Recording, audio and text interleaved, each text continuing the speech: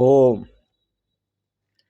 ओम शिवोहम शिवोहम शिवोहम। ओम सच्चिदानंद रूपाय विश्वोत्पत्त्यादिहेतवे तापत्रय विनाशाय श्री कृष्णाय वयं नमः। श्री कृष्णाय वयं नमः। ओम अखंडानंद बोधाय शिष्य संतापहारिणे सच्चिदानंद रूपाय तस्मै श्री गुरवे नमः। तस्मै श्री गुरवे नमः। पूर्व प्रसंग में आप श्रवण कर रहे थे भगवान श्री राम के जन्म की कथा और बचपन की लीला। भगवान श्री राम की बाल लीला अधिक नहीं है, क्वचित क्वचित दृश्यते, कहीं कहीं दिखाई देती है। भगवान श्री राम कुछ बड़े हुए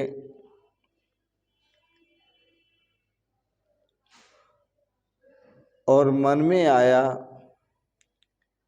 कि राज प्रसाद में रहना ठीक नहीं,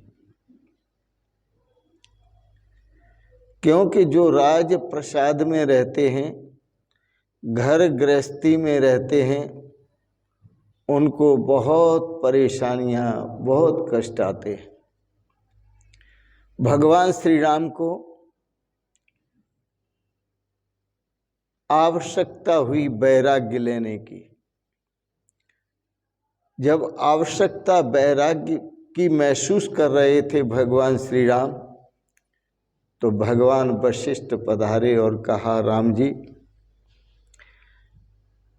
यदि तुम राज प्रसाद का त्याग करोगे तो कुटीर की आवश्यकता पड़ेगी, कुटिया की आवश्यकता पड़ेगी। और सुंदर वस्त्रों का त्याग करोगे तो लंगोटी आदि वस्त्रों की आवश्यकता होगी।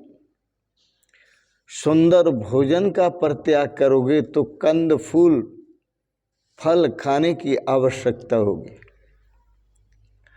अतः भगवान वशिष्ठ कहते हैं, राम जी, राज्य का त्याग करने की आवश्यकता नहीं है, और तुम त्याग ही करना चाहते हो तो त्याग किसका करना है ये मैं बताता हूं तुम्हें। भगवान वशिष्ठ ने कहा, यदि त्याग करना है तो काम का परित्याग करो, क्रोध का परित्याग करो, लोभ का परित्याग करो, मोह का परित्याग करो, मत्सर का परित्याग करो और वासना का परित्याग करो। ये सभी को परेशान करते हैं। ये सभी का जीवन, ये सभी मनुष्यों का जीवन नरक बना देते हैं, वो चाहे स्त्री हो चाहे पुरुष हो। काम, क्रोध, लोभ, मोह, मत्सर, वासना। रावण तो बहुत बड़ा विद्वान था। मंदोदरी ने उसको समझाया था, काम, क्रोध, मद, लोभ सब नाथ नरक के पंथ, ये सभी नरक को ले जाते। ते पर हरि रघुवर भजो, उनका त्याग करके भगवान श्री राम का भजन करो। जाय भजन जय संत। घर छोड़ने के बाद, वन में जाने के बाद संत जन जिनका भजन करते हैं, हे नाथ, उन्हीं का भजन करो। पर अधिक पढ़ा लिखा व्यक्ति कहाँ मानने वाला धर्म की बात को, भारतीय संस्कृति की बात को कहाँ स्वीकार करने वाला। तो यहाँ भगवान वशिष्ठ स्वीकार करते हैं, भगवान राम स्वीकार करते हैं भगवान वशिष्ठ की बात को। रावण मंदोदरी की बात को स्वीकार नहीं करता, पर भगवान श्री राम स्वीकार करते हैं, क्योंकि भगवान वशिष्ठ ने कहा दुख का जो कारण है वो काम है, क्रोध है, लोभ है, मोह है, मत्सर है और वासना है। बंधन का कारण है वो भी वासना है। राम जी, बद्धो ही वासना बद्ध मोक्षस्यात् वासनाक्षय, जो वासनाओं में बंध जाते हैं वही बंधन में आ जाते हैं, और वासनाओं से जो मुक्त हो जाते हैं वही मुक्त होते हैं। इसलिए हे राम जी, आपको साधु बनने की आवश्यकता नहीं है, सरल बनने की जरूरत है। आप सरल बने, सरल बनने की आवश्यकता है। ज्ञानी पुरुषों को भी भाग्य झेलना पड़ता है, अवतारी पुरुषों को भी भाग्य झेलना पड़ता है। सबका अपना अपना प्रारब्ध है। भगवान श्री राम का वैराग्य दूर हुआ, 16 वर्ष के भगवान श्री राम हुए 16 वर्षीय। उस समय महाराजा दशरथ के यहाँ गुरु विश्वामित्र का आगमन हुआ। गुरु विश्वामित्र का यज्ञ संपन्न हो रहा था, यज्ञ चल रहा था। उसमें मारीच और सुबाहु आदि राक्षस विघ्न डाल रहे थे। गुरु विश्वामित्र जी आते हैं और आकर के महाराजा दशरथ से कहते हैं, राजन, मुझे आवश्यकता है राम और लक्ष्मण की। मारीच सुबाहु आदि राक्षस मेरे यज्ञ को नष्ट कर देते हैं, यज्ञ की रक्षा के लिए मुझे इनकी आवश्यकता है। भगवान विश्वामित्र के आगमन से ही राम कथा का प्रारंभ होता है, रामचरित्र प्रारंभ होता है। विश्वामित्र जी अयोध्या में जब आए तो पहले उन्होंने सरयू में स्नान किया। फिर महाराजा दशरथ की सभा में आए। महाराजा दशरथ ने भगवान विश्वामित्र का स्वागत किया और स्वागत करते हुए नमन किया, प्रणाम किया और प्रशंसा करते हुए महाराजा दशरथ बोले, आपका जो आगमन हुआ है यह मेरे पूर्वजों के पुण्य प्रताप से हुआ है। कोटि जन्म के पुण्य जब उदय होए एक संग, छूटे मन की मलिनता तब भावे सत्संग। करोड़ों जन्मों के जब पुण्य उदय एक साथ होते हैं तब सत्संग अच्छा लगता है। सत्संग सत्पुरुषों का संग। और कोट जन्म के जब पुण्य उदय होते हैं तभी ये संयोग बनता है। आप आए हैं, मैं आपकी क्या सेवा करूं? विश्वामित्र जी आशीर्वाद देते हुए कहते हैं कि मेरे यज्ञ में राक्षस विघ्न डालते हैं, सो आप राम और लक्ष्मण को मेरी यज्ञ रक्षा के लिए साथ भेजिए। विश्वामित्र जी की ऐसी मांग सुनकर महाराजा दशरथ घबरा गए।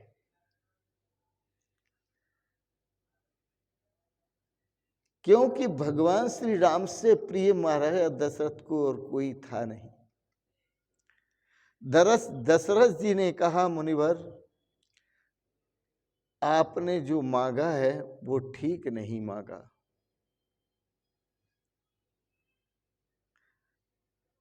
मैं प्राण दे सकता हूं लेकिन राम जी को नहीं दे सकता।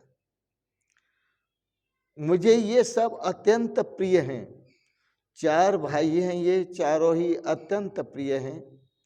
उनमें जो राम जी है मुझे सर्वाधिक प्रिय है। यहां सोचने की बात एक और है कि भगवान विश्वामित्र ने 2 ही क्यों मांगे, भरत शत्रुघ्न को क्यों नहीं मांगा? उनको भी मांग लेते। वो इसलिए नहीं मांगे कि पूर्व में अभी हम आपको बता के आए, कह के आए कि काम, क्रोध, लोभ, मोह, मत्सर और वासना, इनका संहार करना हो तो विवेक और वैराग्य की जरूरत पड़ती है।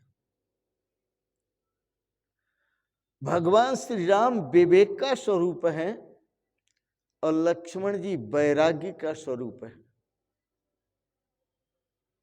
वो शादी होने के बाद भी उर्मिला को राजभवन में छोड़कर राम जी का अनुगमन करते, वैराग्य का स्वरूप है।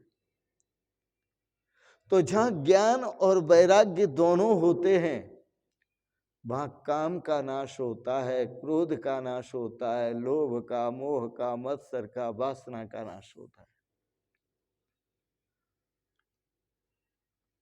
तो भगवान श्री राम और लक्ष्मण ज्ञान वैराग्य का स्वरूप है।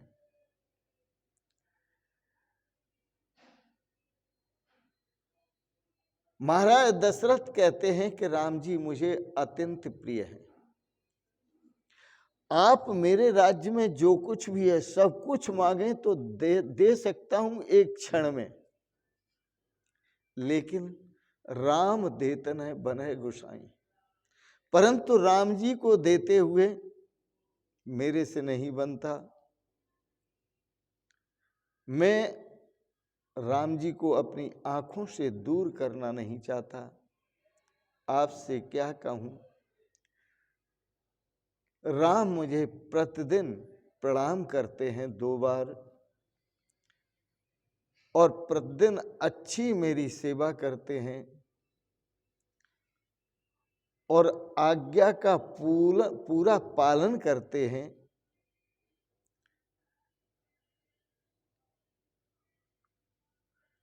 ऐसा पुत्र गुरुदेव न तो है और न कभी हुआ और न कभी होगा। ऐसा मेरा अनुभव कहता है। छोटे भाई भी मुझे अत्यंत प्रिय हैं, भरत शत्रुघ्न, पर राम तो बहुत भोले हैं और पूर्ण तरह मर्यादा का पालन करते हैं।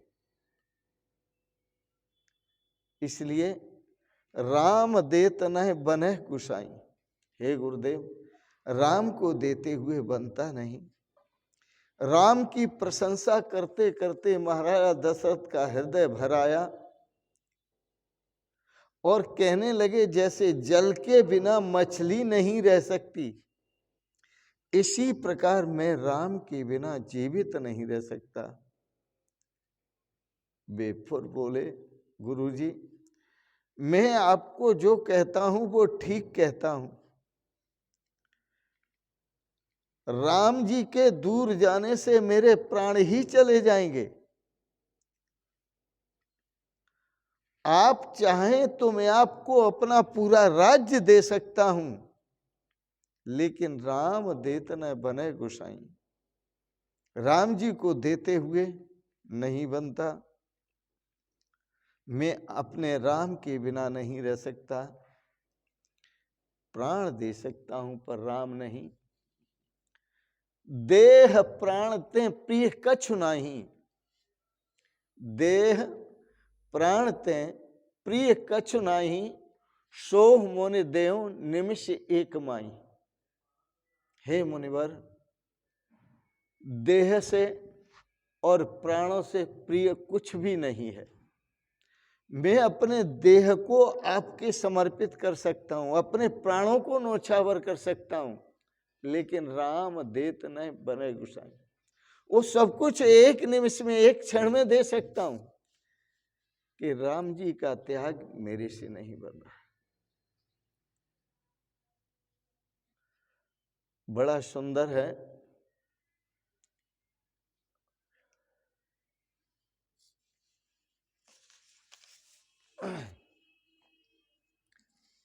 जगत में दशरथ जैसा पिता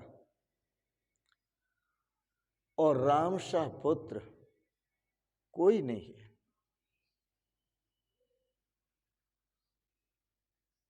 भगवान श्री राम जब वन में आए तो दशरथ ने अपनी अंतिम श्वास तक राम राम राम यही जप किया। उन्होंने कौशल्या जी से बार बार पूछा कि मेरा राम कहाँ है,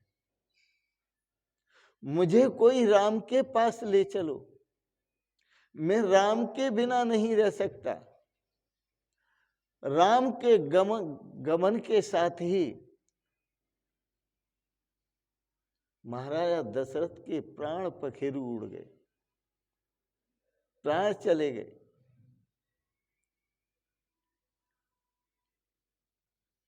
महाराजा दशरथ को राम के वियोग में जब उनके प्राण गए तो ये तो बहुत अच्छी बात है, किंतु महाराजा दशरथ को मुक्ति नहीं मिली। उन्होंने गुरुजी से पूछा, गुरुदेव मुझे मुक्ति क्यों नहीं मिली, जबकि मेरे जो प्राण निकले हैं वो राम राम रटते हुए निकले हैं। तो गुरुदेव ने कहा, प्रथमय भेद भक्ति उर्लयु। आपने राम को और समझा, अपने को और समझा, मुझे और समझा। राजन, आपने भेद भक्ति की है, अभेद भक्ति नहीं की। यदि आप अभेद भक्ति करते तो आप मुक्त हो जाते। प्रथमय भेद भक्ति उर्लयहु, तासे तात मुक्त न भयु। आपने अपने हृदय में भेद भक्ति रखी, इसलिए आपको मुक्ति प्राप्त नहीं की, मुक्ति प्राप्त नहीं हुई। तो मुक्ति प्राप्त करने के लिए अभेद भक्ति की आवश्यकता है और हमेशा अभेद भक्ति करनी चाहिए। आओ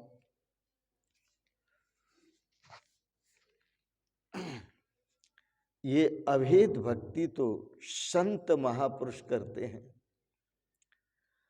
अभेद भक्ति आदर्श गृहस्थ जीवन जीने वाले राजा जनक जैसे अभेद भक्ति करते हैं। वह गृहस्थ आश्रम में रहते हुए फकीरी का जीवन जीते हैं, फकीरों जैसा जीवन जीते हैं।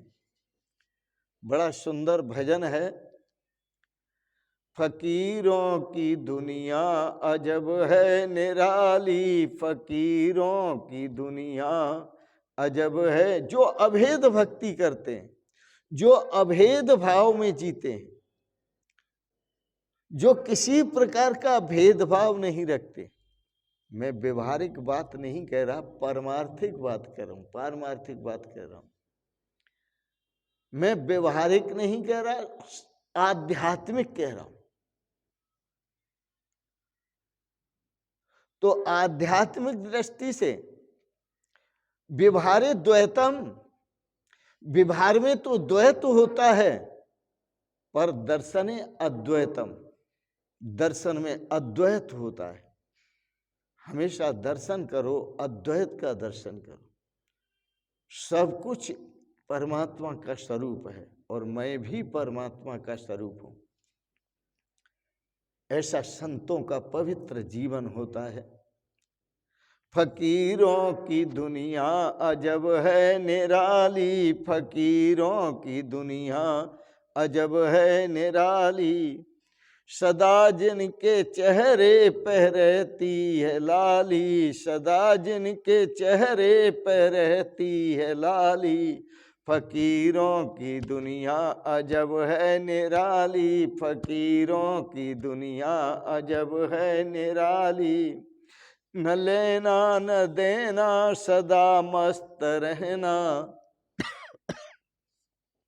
न लेना न देना सदा मस्त रहना, न लेना न देना सदा मस्त रहना। करे कोई पूजा या दे कोई गाली, करे कोई पूजा या दे कोई गाली। फकीरों की दुनिया अजब है निराली, फकीरों की दुनिया अजब है निराली। सदा जिनके चेहरे पे रहती है लाली, सदा जिनके चेहरे पे रहती है लाली। सदा राजी रहना रजा में प्रभु की, सदा राजी रहना रजा में प्रभु की, सदा राजी रहना रजा में प्रभु की। कभी मस्त फाके कभी खीर खाली, कभी मस्त फाके कभी मस्त फाके, फाके भूखे रह जाते, कभी मस्त फाके कभी खीर खाली। फकीरों की दुनिया अजब है निराली, फकीरों की दुनिया अजब है निराली। जो दर इनके आवे वो बन के सवाली, जो दर इनके आवे वो बन के सवाली, जो दर इनके आवे वो बन के सवाली, जो दर इनके आवे वो बन के सवाली। कभी इनके दर से वो जाता न खाली, कभी इनके दर से वो जाता न खाली। फकीरों की दुनिया अजब है निराली, फकीरों की दुनिया अजब है निराली। मिले प्यारे या झिड़के हिम्मत न हारो, नारायण हरि भगवती भिक्षाम देही। कहीं भिक्षा भी मिलती है तो कहीं गालियाँ भी मिलती हैं, कहीं बहुत कुछ कहा जाता है। तो मिले प्यारे या झिड़के हिम्मत न हारो, मिले प्यारे या झिड़के हिम्मत न हारो। कभी तो करेंगे नजर मेहर वाली, कभी तो करेंगे नजर मेहर। मिले प्यारे या झिड़के हिम्मत न हारो, मिले प्यारे या झिड़के हिम्मत न हारो।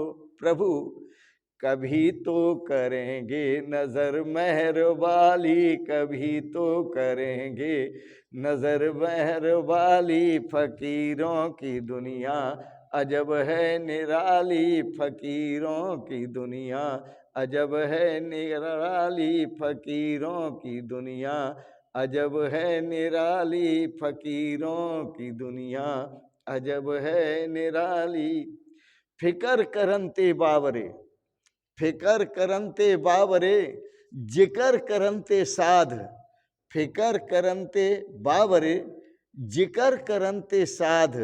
उठ फकीरा जिकर कर, उठ फकीरा जिकर कर, फिकर करेगा आप। संत महापुरुष भगवान का जिक्र करते हैं, जहाँ भी होते हैं, सत्संग करते हैं, कथा श्रवण करते हैं, कथा सुनाते हैं और भगवान उनकी फिक्र करते हैं। ये भगवान का जिक्र करते हैं, भगवान उनकी फिक्र करते हैं। संत दुलरुआ राम के जित चाहें उत जाएं, संत दुलरुआ राम के जित चाहें उत जाएं। पीछे पीछे हर फिरें कहीं भूखे ना रह जाएं, पीछे पीछे हर फिरें कहीं भूखे ना रह जाएं। संत जीवन बड़ा पवित्र है। भगवान श्री राम संत जीवन बिताना चाहते हैं, मन में तो उनका है वनवास लेना चाहते हैं, मन में तो उनका है, वैराग्य लेना चाहते हैं। पूर्व प्रसंग में आपको बता के आया, सुना के आया। तो इसलिए वो फकीरी जीवन जो है एक आदर्श जीवन है, आनंदमय है, प्रेममय है, रसमय है। यदि गृहस्थ आश्रम में रहते हुए फकीरी जीवन का आनंद लें तो इससे बढ़कर और कुछ भी नहीं हो सकता। इन शब्दों के साथ इस जीवन में ही, त्याग में ही, भगवान की भक्ति में ही आनंद है, प्रेम है, रस है, भक्ति है, ज्ञान है। आपने आज के प्रसंगत बड़े प्रेम और श्रद्धा से श्रीमद् भागवत के प्रसंग को श्रवण किया, राम कथा को के प्रसंग को श्रवण किया। पितृ प्रेम, पुत्र प्रेम, मातृ प्रेम, मर्यादाओं से युक्त, यह आपको रामचरित्र में श्रवण करने को मिलेगा, पढ़ने को मिलेगा। और ऐसे चरित्र पर जो ध्यान देते हैं, मर्यादाओं का जो पालन करते हैं, सदाचार का जो पालन करते हैं, और जीवन में जीवन का जो श्रृंगार करते हैं, विवेक से करते हैं, वैराग्य से करते हैं, और सद विचारों से करते हैं, और भगवान के स्वरूप के ध्यान से करते हैं, वो जीवन में कृतार्थ होते हैं, परम आनंद को प्राप्त होते हैं, परम भक्ति को प्राप्त होते हैं, परम सुख और शांति को प्राप्त होते हैं। इन शब्दों के साथ ही आप सबके प्रति कोटि से मंगलमय शुभ कामनाएं करते हुए, भगवान आपको सपरिवार सदा स्वस्थ और सुखी रखें, ज्ञान, भक्ति, वैराग्य, सद्विचार प्रदान करें, जिससे आप अपने जीवन में श्रेय और सौभाग्य को प्राप्त करें। इन शब्दों के साथ ही आपको बहुत बहुत आशीर्वाद और बहुत बहुत प्रणाम प्रणाम प्रणाम। ओम शिवोहम शिवोहम शिवोहम।